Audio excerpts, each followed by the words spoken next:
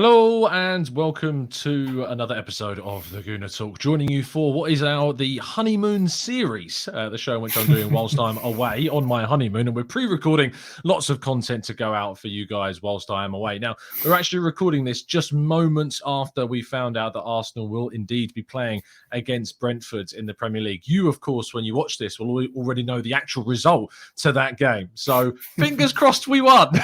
If we didn't, oh goodness me, what the reaction is going to be like to that. But this is a tactical breakdown show in which we're doing our loan updates for Arsenal's players this season. Now, last season, I was very happy to be joined, as you can see on your screen, by Ben from the Marseille View. How are you doing, Ben? You good? Good. Surprised to be back, but not that surprised. We seem to be taking all the Arsenal players. Indeed, I was going to say, I was very happy to be joined by you last season because we did a show every month talking about William Saliba. This time, not only are we going to be having a chat about another Arsenal player going on loan to Marseille in the form of Nuno Tavares, but of course, also a couple more Arsenal players that are on loan in Liga that, of course, you're well across and therefore very well placed to have a chat about in the form of Nicolas Pepe at Nice and Folarin Balogun at Horns. So, looking forward to seeing what they're going to be up to. We're going to start with Nuno Tavares. So on the screen, we've got kind of an overall of his statistics and quite a lovely photo of the man himself as well. 3 goals, Ben. What on earth is this man done? I mean, up until Saturday night, he was our top scorer. Fortunately, Alexis Sanchez got his 4th of the season, so we now have a striker. Sounds like you're talking about Arsenal, even though you're not. It's so weird. I know. Kolasinac as well has been tearing it up and Guendouzi. You've got 4 ex-Arsenal players starting in the lineup. It's crazy. But no, Tavares is, I watched him last year at Arsenal. You can tell the boy's got talent, and you can tell that Arteta did try him and this team, I think, to focus on him, notably around the psychological aspect, didn't they, in the All or Nothing documentary? Mm-hmm. Yeah. And we just know how the season unfolded, that he got less and less game time, and he was never sharp enough. He was always very fit, but he was just always very often to blame for many, many bad decisions or goals at the end of the day. Notably, I remember the game against United at the Emirates, where I think he scores, then he's at fault for the equaliser. And then, it's just all over the place. So part of that, I think, is the fact that when he joined Arsenal, he'd come from a back 5 system. So back 3 at Benfica and 2 wing backs. And at Marseille, we play that way as well. And that seems to be where he's best suited, because his athletic quality going forward is brilliant. His ability to take on a player, go around them, beat them in the sort of pace race where he gets around the man and he's able to get on the end of it to cross the ball or take a shot. Interestingly enough, he scored 2 of his 3 goals with his right foot by cutting inside and blasting it along the ground. So he seems to have found his feet very early for Marseille, and we're all delighted. We've got Klose down the other side as well, so that they're the 2 best wing backs we've had in quite a while. I'm very excited to see how they last. And I think Tavares didn't start on Saturday against Lille. Yep. And we were having a lot of trouble down that left wing. And then as soon as Tavares came on, we blocked them down that wing, and they were toothless. So he's had a really good start. Yeah, I'm going to run through the stats quickly just so people can kind of familiarise themselves. I should say these stats are taken as of the 12th of September. Of course, there might be 1 or 2 games after we record this show in both Europe, and any fixtures that go ahead, of course, next weekend for Marseille. And we'll cover all of those when we do our next updates in October. But yeah, as I said, 3 goals so far this season. He's created 3 shot-creating actions per 90. So he's creating 3 opportunities for chances per game, which is great. 2.5 successful dribbles per 90 and 81.8% pass accuracy. He's averaging 3 crosses per game, 2.83 tackles per game, 14.3 pressures per match, 2 blocks, 2.17 clearances and 1.17 interceptions. Now, the big part of his game defensively, as we talked about, was kind of lacking at Arsenal. And it's interesting you talk about the last game that he played, that he came on for Kolasinac on the left-hand side, and it shut down that kind of Marseille's left and the opposition's right-hand side. Is he improving then, that defensive side of his game, and is there still areas that need to improve? I think so. He replaced Leonardo Balerdi, who the ref was having a mare on Saturday against Lille, and he bugged him very early. So Trudeau took off Balerdi, put Tavares on to move out to left wing back and moved Kolasinac back to left centre back. And that's been the pairing for most of this season so far for Marseille. And they seem to be getting on very well in terms of whenever Kolasinac steps up to commit a challenge, Nuno knows to slot back in. When Nuno obviously goes up to bring something attacking-wise, Kolasinac knows where to cover. So they seem to have developed that sort of understanding on the left side. I don't know if that's going to be the left side of the defence for the whole season, especially for Kolasinac, because he's been on very good form recently, but will he be able to maintain that? That's always been a question. We'll see. But he seems to he doesn't get caught in one-on-ones as much, but he's still vulnerable, obviously, because he's being asked to play quite high and bring a lot offensively. He's still vulnerable to someone making a run in his back. Against Nice, notably, before he scored the second goal for us, because we were 1-0 up and then we went 2-0 up, Nice and actually Pepe was causing him a little bit of trouble on the right side, going up against him. And he adjusted, didn't commit as much, learned to stand off his man instead of just committing too early, and he had a solid game. So like to think he's improving that aspect, but again, with a back three, that's not going to be the main demand from him. It's not going to be to defend as much. It's going to be bring as much as you can attacking wise. Yeah, and it's interesting because, of course, it's not a system that Arsenal play, and despite the fact that Saliba was quite easily transmissible into that back four because it's a centre back and it's, you can much easier transition from the right side of a back three into the right side of a back two. Indeed. It's much easier transition than a wing back is to a traditional left back. So when it came out, and this kind of the last topic around Tavares before we move on to Balogun, but he came out with some interesting comments recently that he was disappointed that an option was not able to be inserted into his contract with Marseille. It's very clear that he's kind of open for Marseille being his future, and I think he's kind of potentially even given up the hope of his Arsenal future taking off after, of course, the arrival of Alexander Zinchenko. So do you see that at this moment in time? And of course, when we spoke about Saliba at this point last season, things look very, very different to what they do now. But it does seem as though that he's kind of looking at either Marseille or an exit away from Arsenal come the end of this season as his most likely future. I don't know. I mean, maybe it's, you would think if you're going on loan somewhere and it goes well, and you would maybe think as a player and as an agent that if you enjoy where you go on loan, the very least your parent club can do is, even if it's an expensive option to buy, include an option so that you have some hope of staying there. You don't want to be like a Chelsea player where you get shipped out all over Europe to a different team for the first 5 years of your career at the club. So maybe that's part of it. I don't think it's necessarily a dig at Arsenal as much as it is would have been nice that, seen as it is going well, would have been nice to know if there is a possibility of me staying here. Now, Arsenal only bought him for 7 million. I guess from Arsenal's point of view, and following Arsenal here, the way I'd look at it is, if Arteta clearly made the call that Tierney's going to be the backup to Zinchenko, Tavares no, so got him out on loan. No option to buy is either because we tried to negotiate too hard for a cheap one. I mean, Arsenal bought him for what, 7 million quid? Yeah. So we probably, likelihood is if we tried to negotiate would have been for a cheap one as possible. Or Arteta's probably thinking, if Tierney is as injured as he has been since I've been the manager here, then Tavares, if he has a good season, can come back and we'll give him a chance at number 2 or number 1 in competition with Zinchenko. We ship Tierney out next year. So maybe that's part of the thinking too. Potentially. We'll have to wait and see what does end up happening for Tavares. But he's had a great start. I mean, he's on for quite a goal-scoring season. If he continues this kind of form, we'll have to wait and see in October if he indeed manages to do that.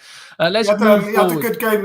He had a good game against Spurs as well. I mean, we were at the stadium, got tickets for a lot of the lads, but no, he did have a good game against Spurs. I thought he was very good on Wednesday night. Yeah, I'm hoping that you can pull a result against them at the stadium in France in a couple of weeks. Let's talk about Folarin Balogun, who has been sensational. I'm very happy he's gone where he's gone because it's given me my opportunity to practice pronouncing horns as best I can. The amount of times I've gone Rems and Reims, and no, everyone who's watching the show from France has gone, no, Tom, it's horns. So yes, I'm trying my best to practice. I mean, even then, I don't think I'm getting it spot on, but not too far. Not too far. I'm waiting for you. So tell me, 5 goals, 2 assists, a great start. Well, interestingly enough, so he moved on loan there a couple of days before the first game of the season. The first game of the season. Where did he go to, Ben? To Reims. Okay, Reims. There you go. Perfect. Well, there we go. No, so he moved there. The first game of the season, Marseille played Reims at home, and we smashed them 4-1, and he got the goal actually for Reims. So, but he had a good game. I thought the few chances they did create away to us in the first game, he was on the end of every one of them, really. Every cross, you could tell that basically they're building their attack around him, and they were basing their system around him. And after that, he's just gone on the streak, and he's scored against some decent teams as well. He's getting a lot of plaudits in French press, saying, well, this kid's, you'd almost struggle to believe he's not had much first team action. Just because of how sharp he looks and how adapted he looks to the system in Reims. So credit to him, credit to the coach there. They seem to have really integrated him very quickly. But I think that there was an article last week where they were saying the opposition manager was saying we've tried to come up with a plan to stop him. So that's how much of an impact he's already having, right? Absolutely, yeah. 5 goals, 2 assists this season. He won the Young Player of the Month award for Liga in August, which was fantastic to see. He's still being as creative as he can. 1.63 shot creating actions per 90, attempting the same amount of dribbles, ironically, 1.63 again. And then if we look at the passes percentage, 75.6, which is probably what you'd expect from a striker that is being more creative in the final third and not always reaching the target. Not particularly high on crossing, but he is a striker.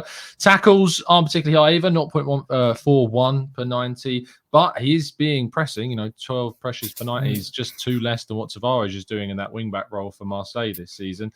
Blocks and clearances and interceptions, though, as you would expect for a striker, are quite low. But, it's the goals and the assists. It's just being the focal point. I have to ask, obviously, Arsenal fans are going to be looking at him, and they're going to be looking at Eddie Nketiah this season. They're going to be the two, and that's who he's in competition with when he returns at the end of this season. Other people are going to be saying, well, if we get a really good season from him, Arsenal should be looking to try and cash in for as much as possible for a striker that potentially won't get near the starting 11 because Gabriel Jesus has got that spot nailed down for, the existential future. So where do you kind of see his season potentially going? And do you think that he's got that potential to be kind of that 20-30 million pound man if he comes back as a homegrown player in the Premier League next year?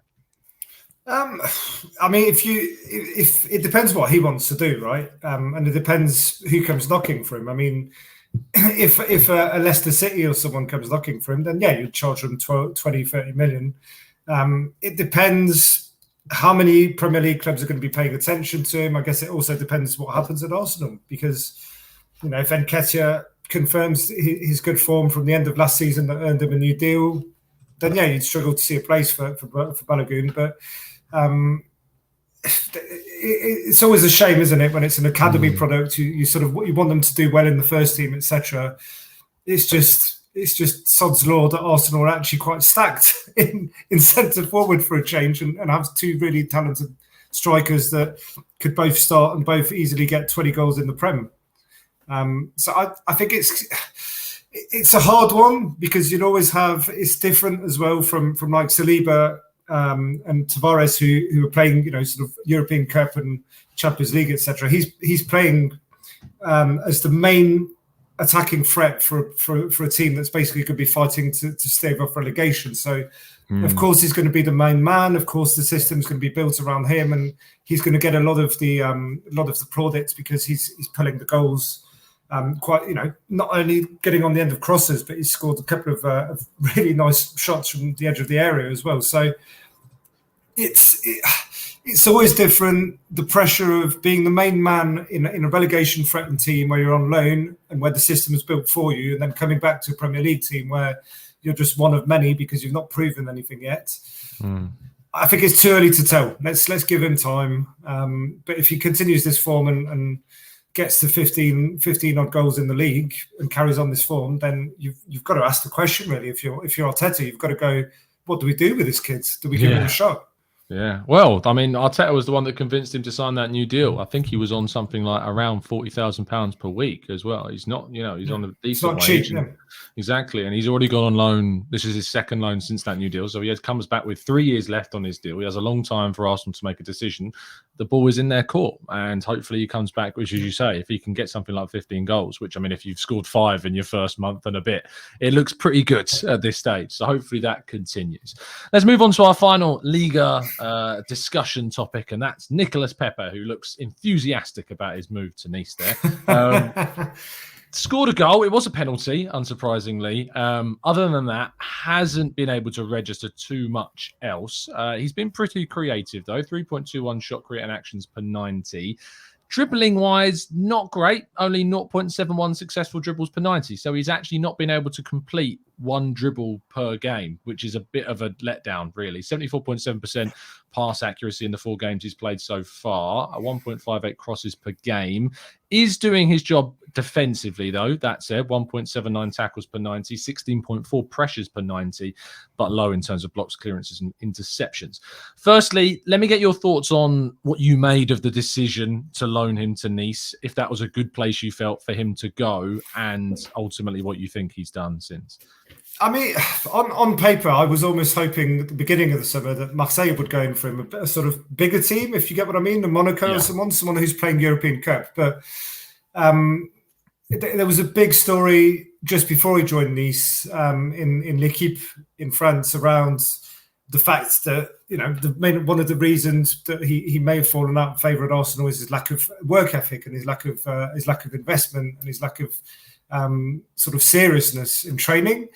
No idea if that's true, but certainly after his first game, the first game he played was, lo and behold, against Marseille at home.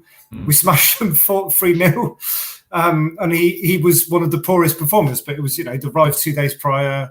But his coach, Lucien Favre, did come out after the game and criticise him specifically for his lack of defensive effort in that game, saying that he could have helped out the right back Yvan Attal because Tavares and Sanchez were tearing him to pieces, and Pepe was not even tracking back. So after that, he's featured regularly. I think he started almost every game since then. That was what, three weeks ago we played them, and it's.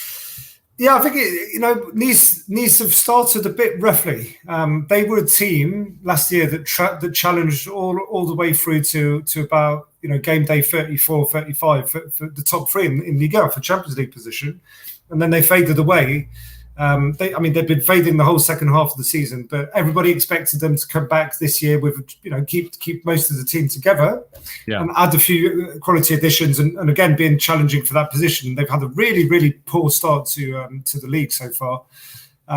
So I understand why Arsenal would loan him out to a club based on assuming those would be the ambitions of Nice this year and challenging again for the top positions in the French league and try and qualify for Champions League. But they're playing in the Conference League, so he will play some European football. But the way they've started in Ligue 1, unless they really, really pick up form, because there's already actually rumours of their manager potentially getting sacked in a couple of weeks or something. So it's sort of probably not what Arsenal had in mind when they sent him on loan there in terms of the standard of football he'd been playing and specifically the contribution he's expected to make. And it's a bit of a mutual thing from Nice. I mean, so far they're like, is this really the guy that Lille sold for 70 million to Arsenal? I mean, because he was just phenomenal that year in Ligue 1 before he went to Arsenal. So Nice fans and certainly a lot of the French press were probably expecting him to come in and be the Pepe that they remembered from back then, but he's struggled a bit so far.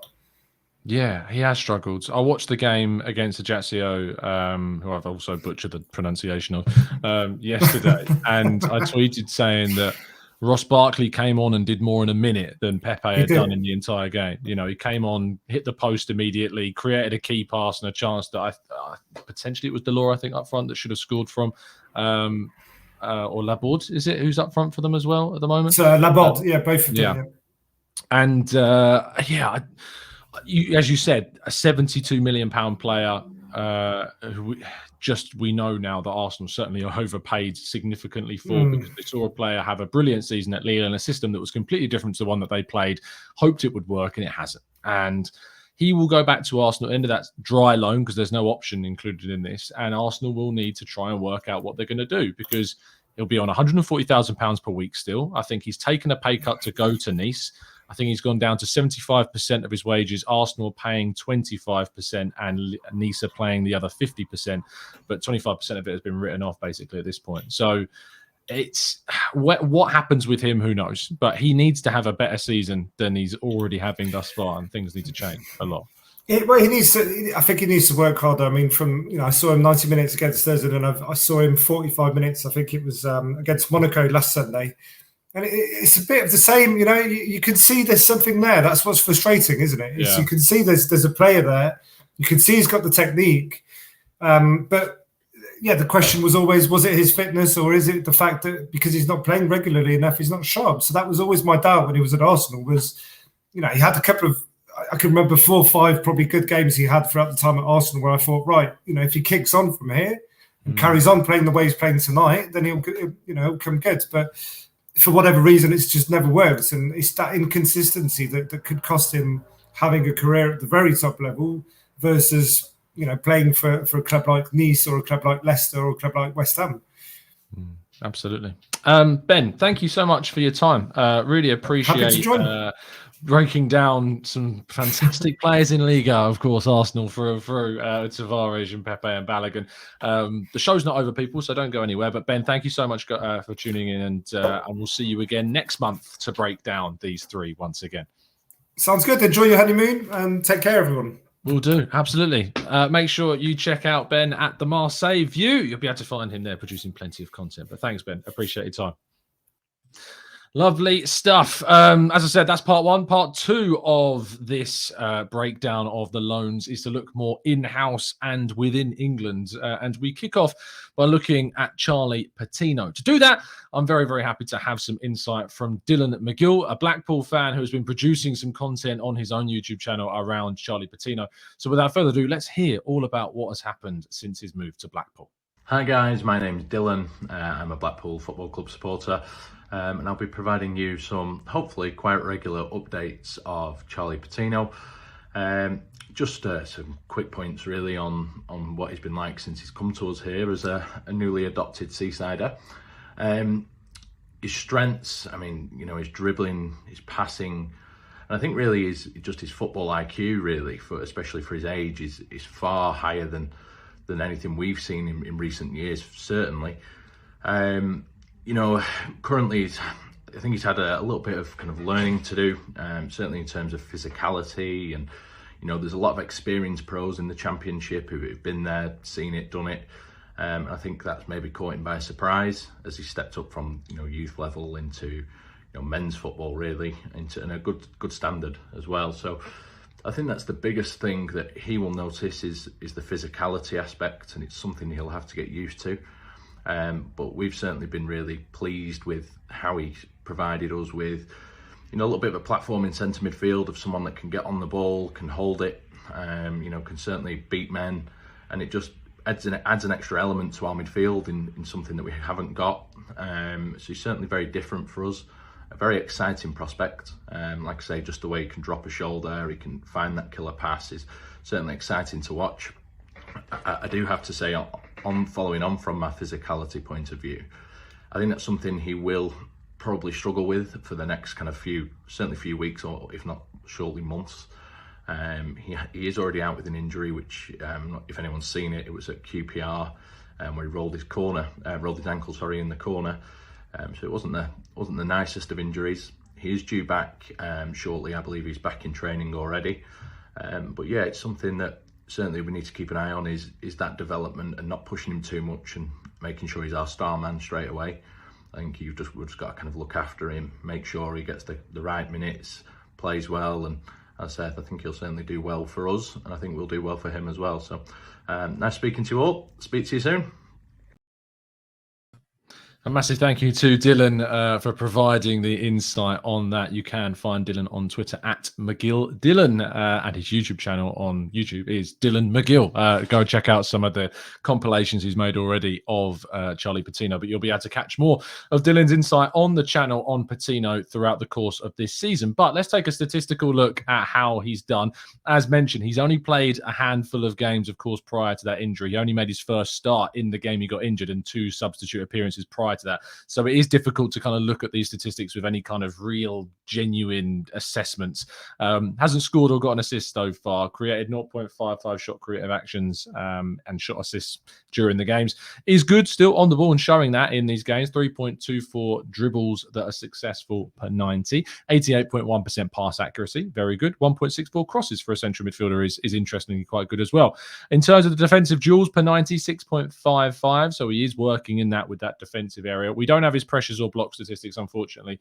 FBref doesn't provide that for the championship, but Wyscale doesn't either. But we do have is the clearances, which he hasn't made any so far, but he has made 4.36 interceptions per 90 thus far as well. I actually spoke to someone very close to Charlie Patino today. So as of the 12th of the 9th, 22, he is indeed close to returning to action. By the time this goes out, he could have even played in one of the next 2 games for Blackpool. He plays against Norton-Cuffy's Rotherham, who we'll talk about in just a second, in midweek, and he plays against Millwall at the weekend. So potentially you could have even seen him play, and we'll bring you updates from how he gets on in those games and more in next month's updates. But let's move on to our final in-depth look at one of Arsenal's loanees, which is indeed Brooke Norton-Cuffy. Very happy to have the insight from the boys over at the New York Talk, the Rotherham United podcast. So without further ado, let's hear from them about what they've got to say regarding Brooke Norton-Cuffy. Brooke Norton-Cuffy is a player that Rotherham fans have already fallen in love with, to be honest with you. We've played less than a handful of games, but he's already thrilling to watch, very exciting.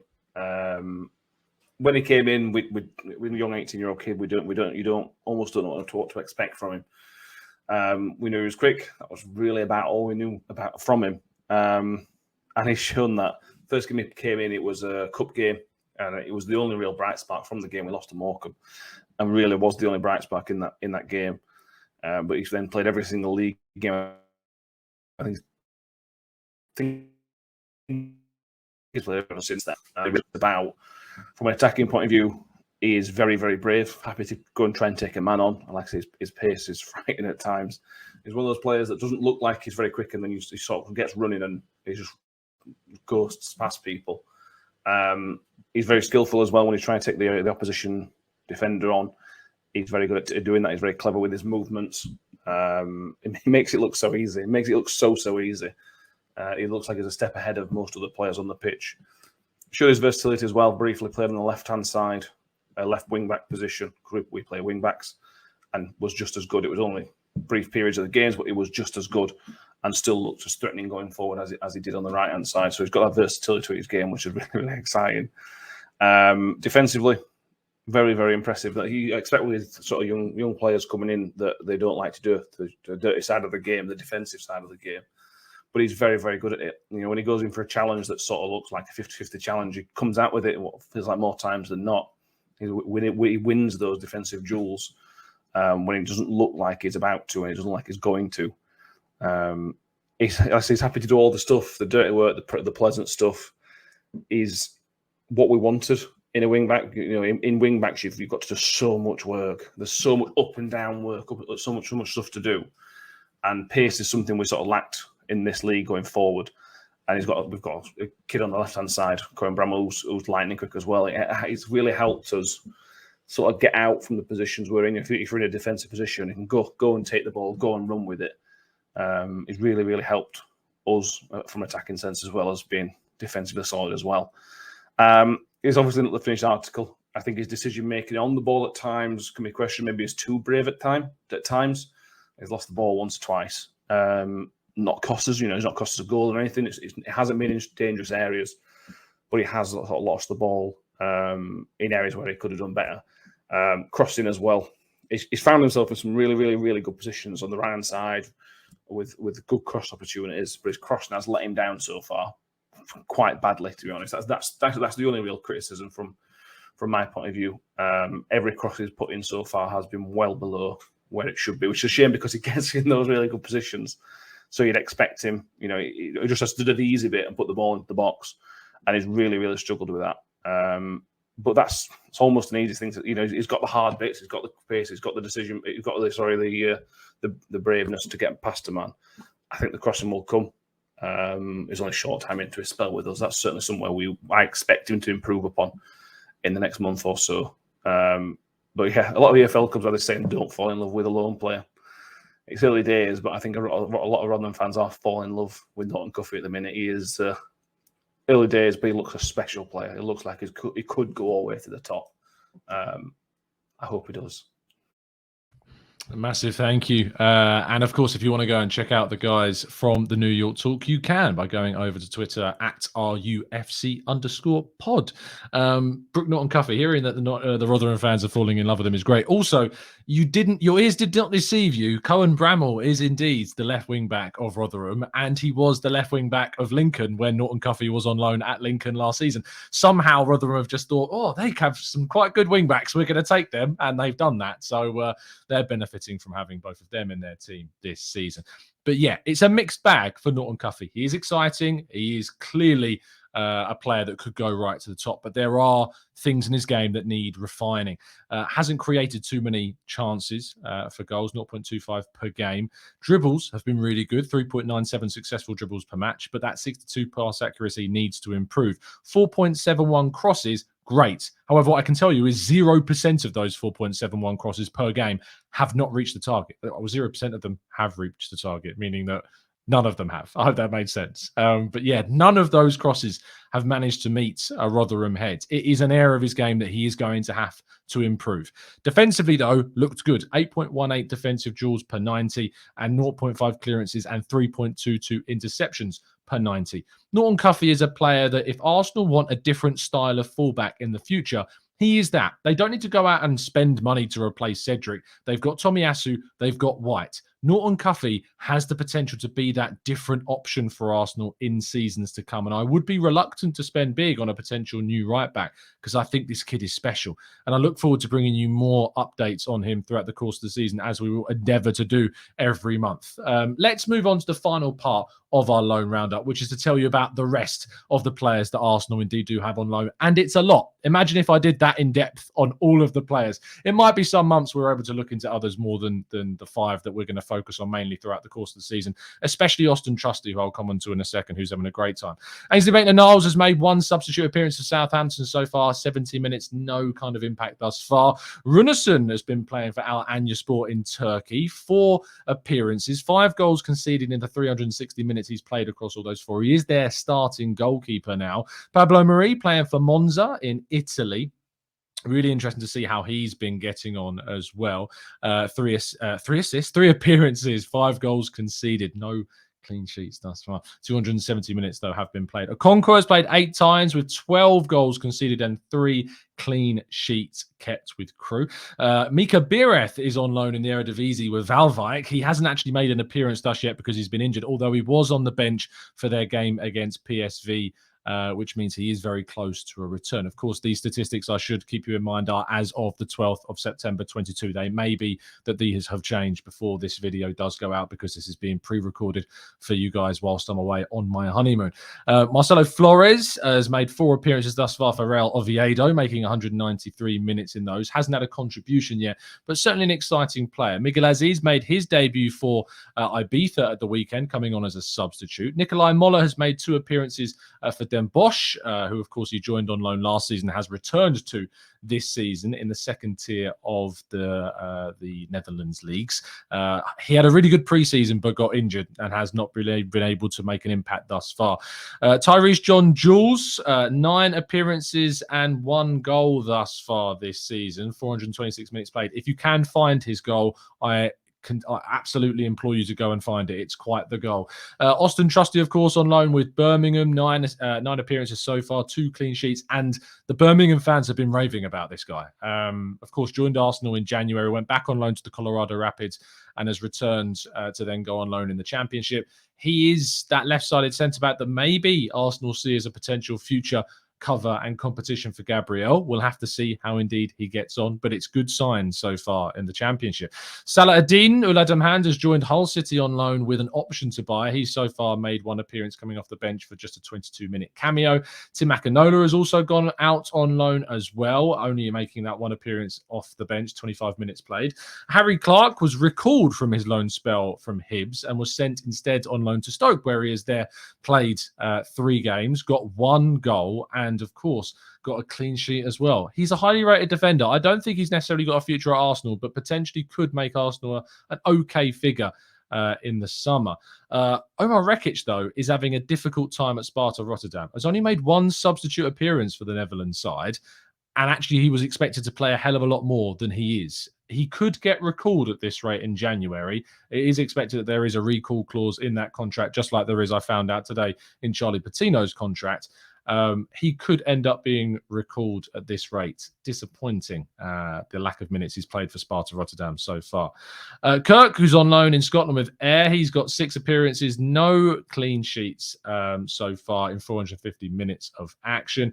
Alabiosu has also gone to Scotland as well. 8 appearances, 1 clean sheet in 628 minutes. I imagine he'll be one of those players that eventually does move on for a permanent deal potentially in the summer.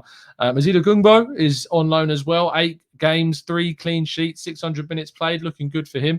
Ejaheri is playing down in the National League thus far, 4 appearances, 2 clean sheets in 360 minutes, as is Tom Smith, who's on loan at Bromley, hasn't made an appearance for Bromley so far. And that is all of the loan news that we have. I hope that you've enjoyed this loan update. As I say, apologies that it's going to be slightly out of date when you get this, but I did want to make sure there was enough content going out whilst I am away on my honeymoon.